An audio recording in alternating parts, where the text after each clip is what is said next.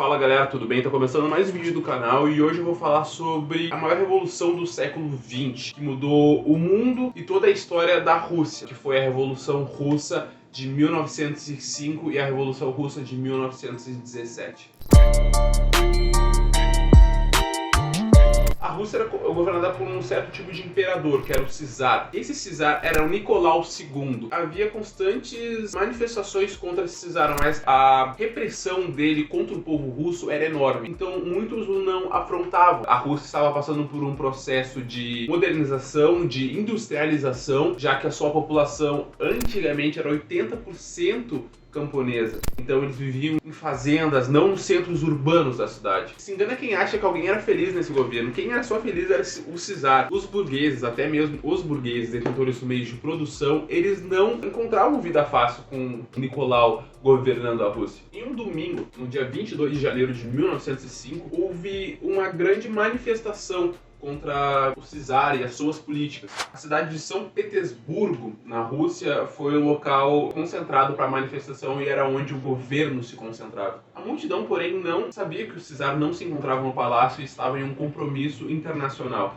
E a polícia deu tiros de alerta neles, mas eles não ouviram. Mas tem um grande porém nessa história. Eles não estavam fazendo uma manifestação violenta, e sim a polícia foi totalmente precipitada em atirar nos manifestantes. Primeiramente, eles atiraram com tiros de alerta para eles saírem para trás, e outros eles dispararam em meio à multidão, não se importando com quem fosse pegar. Como eu falei antes, o czar não se encontrava no palácio, mas ele foi o grande culpado por essa ação do exército russo. Então, se vocês já perceberam a incomodação com o czar, que já era grande antes, imagina depois de uma chacina como foi feita contra o povo. Bom, aí que a gente tem que falar sobre uma das grandes figuras do exército rival ao czar, que ainda não era um exército. O partido de esquerda crescia cada vez mais, o partido dos trabalhadores russos, e tinha duas figuras principais ali: Plekhanov, cara, que difícil falar isso não, e Vladimir Lenin, que para nós talvez seja o líder mais conhecido da Revolução Russa.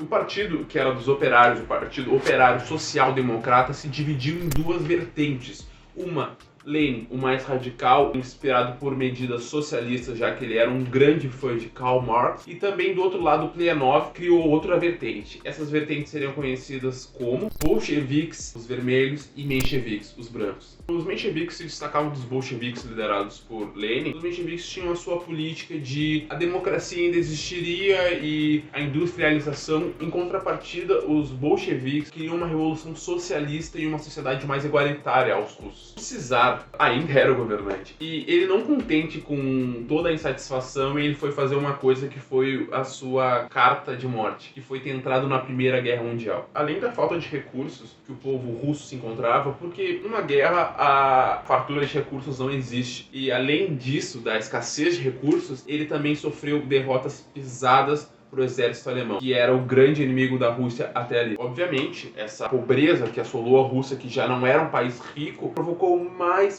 insatisfação contra o czar e o governo totalmente desestabilizado.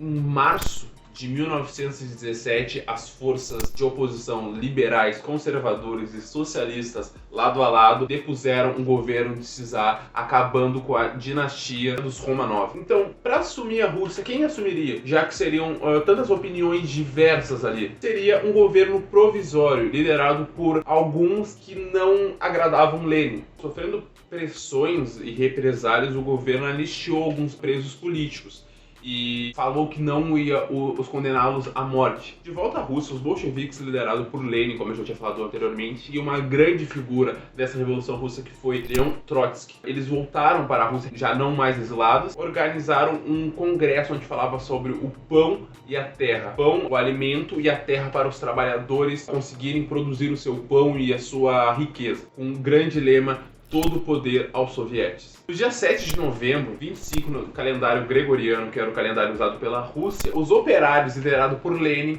foram tomar o poder. Os bolcheviques estatizaram e distribuíram as terras entre os seus semelhantes, no caso, aos mais pobres e a quem fazia parte do movimento. O partido bolchevique finalmente tomou o poder, só que ainda eles não tinham tomado o poder completamente. Haveria ainda uma grande guerra que devastaria praticamente um terço do povo russo. Os 4 primeiros anos do governo bolchevique não foram nada fácil, porque, como eu falei anteriormente, tem a guerra civil. Mas os bolcheviques possuíam uma maioria avassaladora em relação aos mencheviques. E eles ganharam a guerra e mataram todo tipo de repressão que havia a eles, inclusive o antigo czar Nicolau II e sua família e filhos, acabando totalmente com a família Romanov. Um grande papel, como eu falei anteriormente, é o papel de Leon Trotsky. Ele liderou o Exército Vermelho, ele criou o Exército Vermelho, que era o exército dos bolcheviques, praticamente selando a vitória dos bolcheviques em relação aos mencheviques e acabando com a Guerra Civil Russa. Mas a situação ainda não estava estabilizada.